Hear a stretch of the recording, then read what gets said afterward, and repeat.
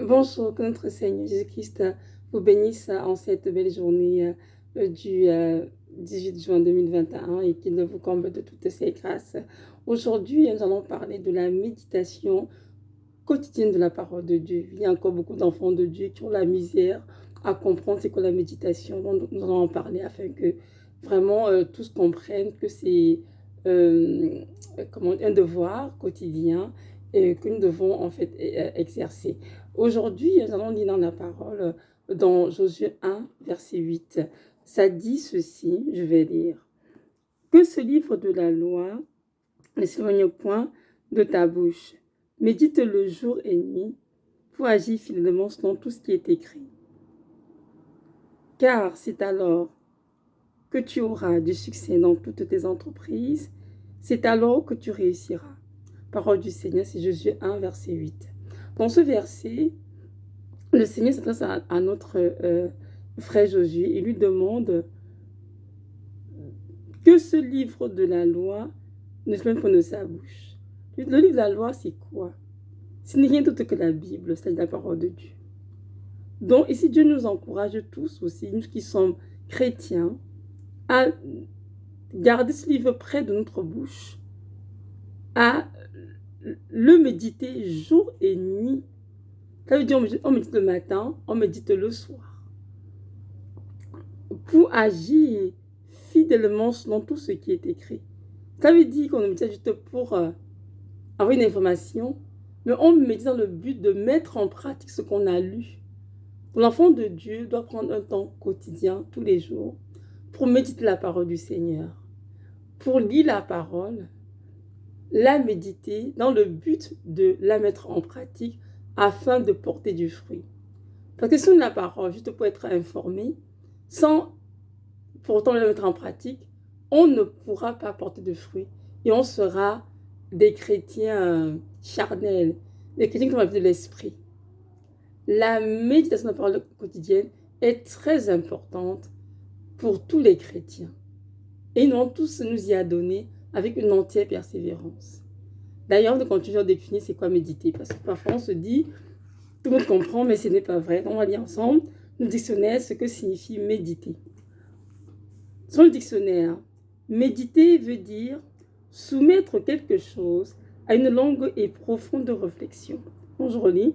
Méditer, c'est soumettre quelque chose à une longue et profonde réflexion.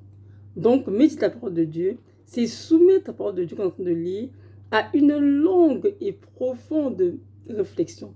On prend le temps vraiment de lire tranquillement, d'y penser, de réfléchir dessus, de tout dans tous les sens, pour saisir la pensée profonde de Dieu. C'est ça, méditer.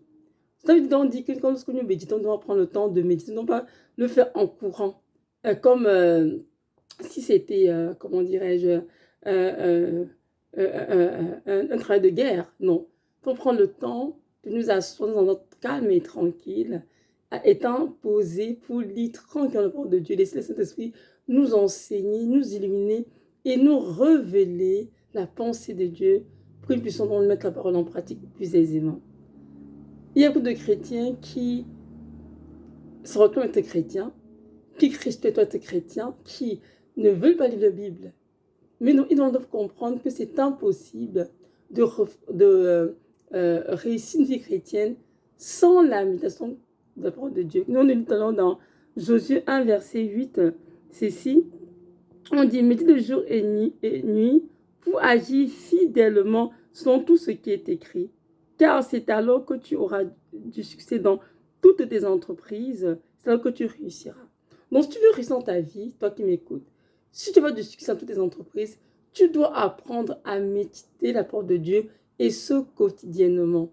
Parce que le Seigneur, durant la méditation, t'enseigne, te nourrit, t'équipe pour affronter la vie qui t'attend à l'extérieur. Alors, si tu es enfant de Dieu, comprends dès aujourd'hui que tu dois méditer matin et soir la parole de Dieu. Il ne s'agit pas ici de lire beaucoup de versets ou bien beaucoup de textes. On peut lire 1, 2, 3 versets, mais s'assurer qu'on l'a compris et qu'on peut les mettre en pratique. Parce que l'apôtre Jacques a dit, ne vous bornez pas à écouter la parole, mais mettez la parole en pratique. Donc nous lisons la parole dans le but de la mettre en pratique. Si nous lisons juste pour avoir l'information, pour connaître la Bible, ce qui a été dit dedans, ça ne sert absolument à rien.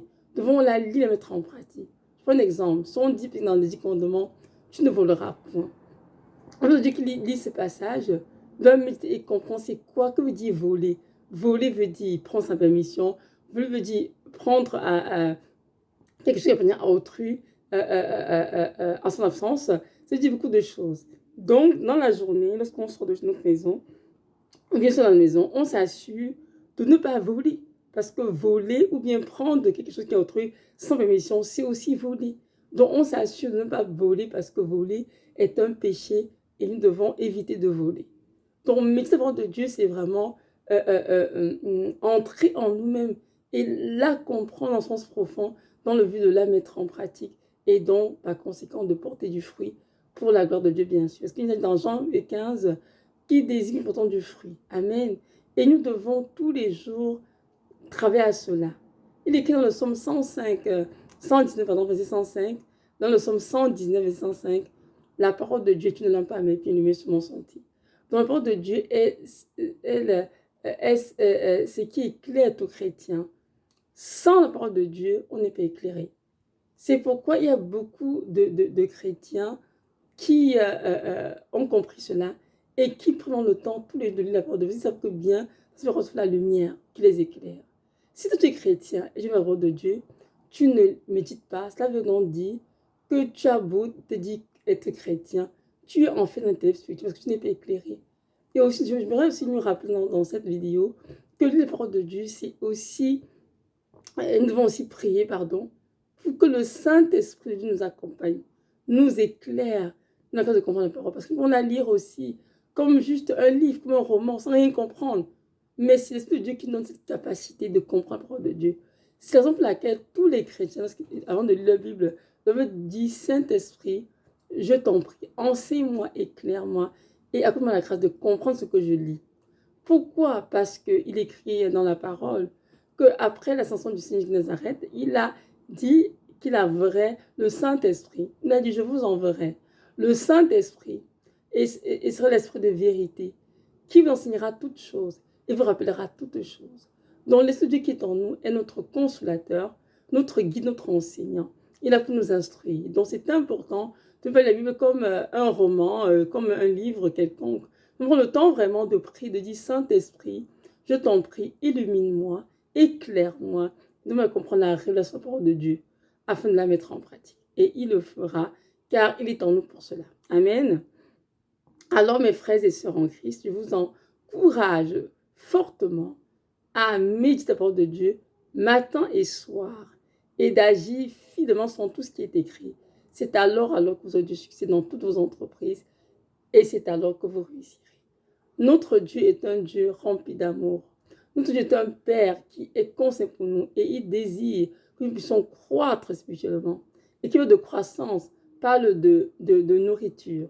Donc, la parole de Dieu pour nous est une nourriture qui nous permet de grandir, de croître dans le monde spirituel. Écrit dans la parole, l'homme ne vit pas seulement de pain, mais de toute parole qui sortira de la bouche de Dieu. Donc, comprenons bien que méditer, c'est nourrir notre âme, c'est nous nourrir spirituellement. Amen. Alors, je vous encourage vraiment à le faire et prier pour avoir la grâce de Dieu, car tout n'est que grâce, et sans sa grâce, c'est impossible de faire quoi que ce soit. Que notre Dieu vous bénisse et donne vraiment le courage, la force d'endurance nécessaire pour faire sa volonté jusqu'à son retour. Amen.